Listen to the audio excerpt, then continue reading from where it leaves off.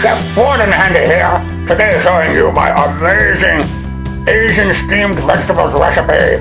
It's so easy, any Yankee Doodle donkey brain can do it.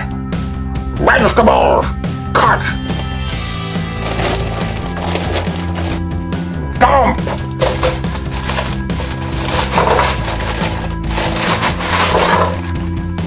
Next, soy sauce, pour.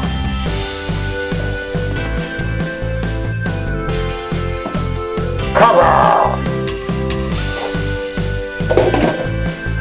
Turn to medium.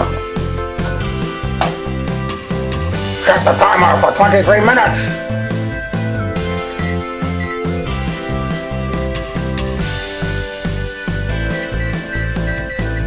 And piss off. Timer.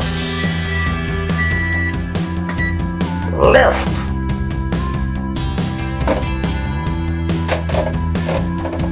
Off. And serve.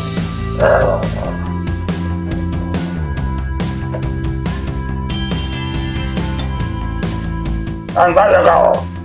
Vegetables steam fried in soy sauce. Less than 300 calories in this bowl, and you can eat as much as you want. And you won't think about food for hours.